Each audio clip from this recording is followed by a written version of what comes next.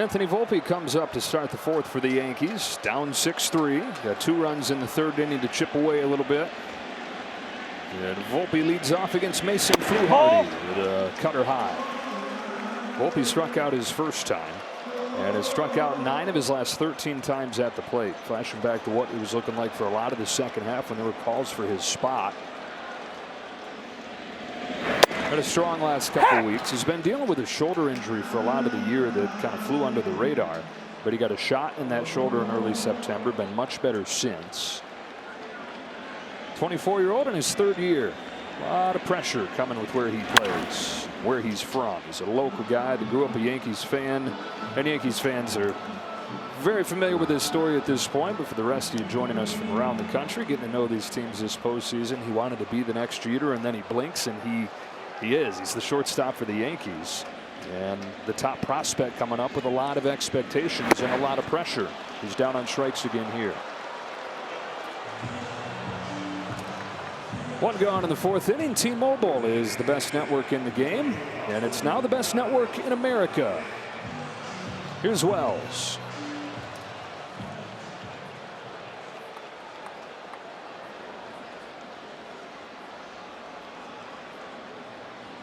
Mason Fluharty was back and forth between the Blue Jays and AAA for a lot of this year.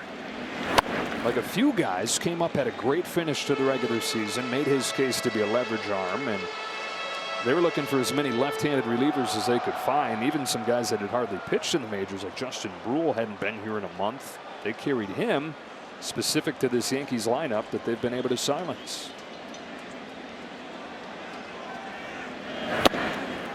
Yeah, and they knew going in, obviously, once they saw who they were going to play. The Yankees have a lot of left-handed bats in their lineup. That's how they stocked and made decisions. 2 starters didn't make the roster, and Scherzer and Bassett. They put in some extra lefties. Look for one of those guys, if not both, maybe to make the roster moving forward if the Blue Jays were to go on and win.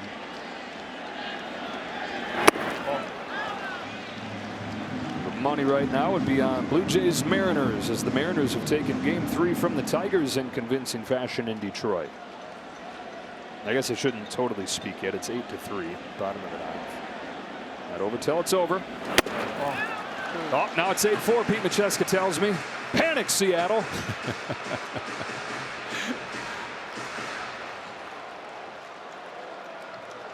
Make the fan base do math. That's what we were talking about in Toronto. Get your calculators out. Full count on Wells with the top of the order on deck.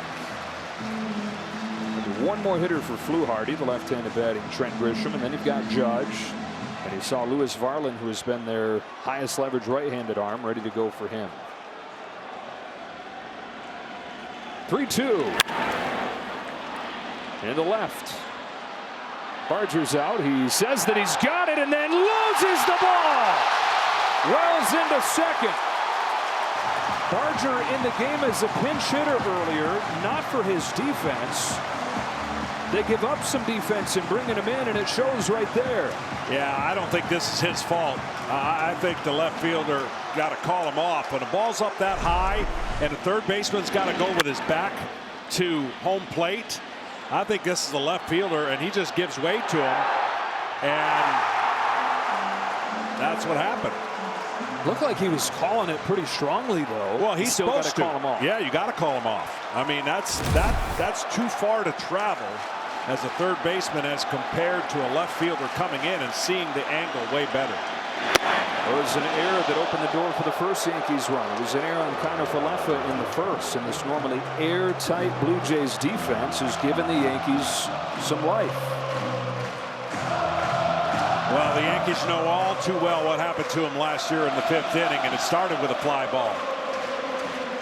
Grisham, 1-1. And they were on the opposite side of that in a negative way.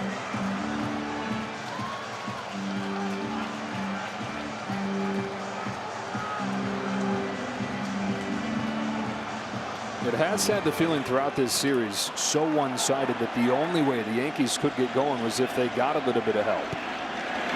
They have here in game 3. Blue Jays this close to advancing to the championship series for the first time in almost a decade. Well, just think how many times in this brief 3 games that we've talked about the tying run coming to plate for the Yankees. Hasn't been very much. Grisham can reach, it will in the form of Judge. That almost hit him, and it's ball 3. This is going to be the last batter for Mason Fluharty.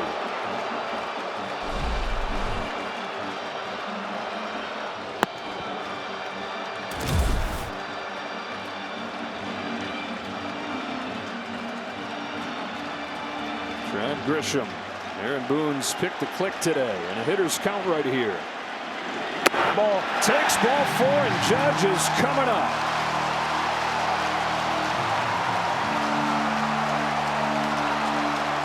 The game has again found Aaron Judge.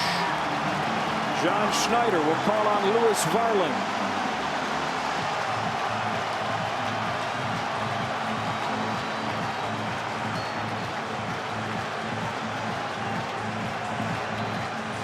Judge with another chance to make his mark.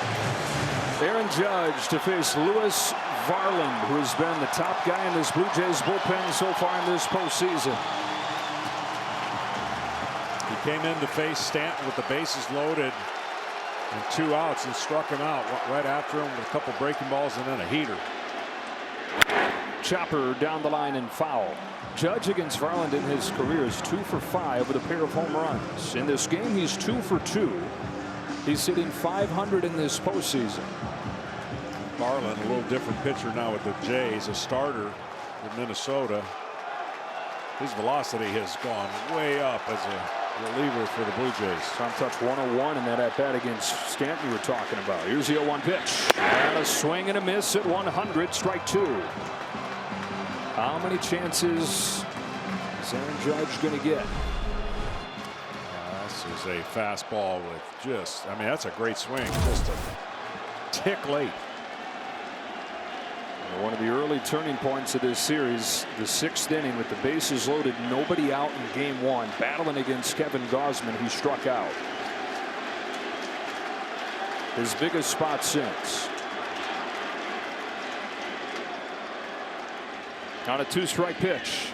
Hits a drive down the line. If it's fair, it's his moment. It is. It's tied. Judge has arrived.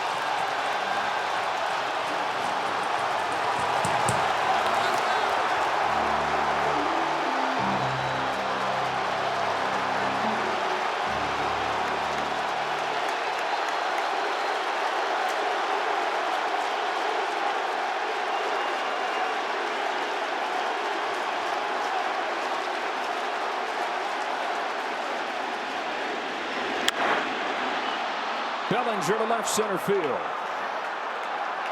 Schneider's got it. Aaron Judge and the Yankees take advantage of the air. If you keep giving him chances like his regular season, the numbers are going to start turning.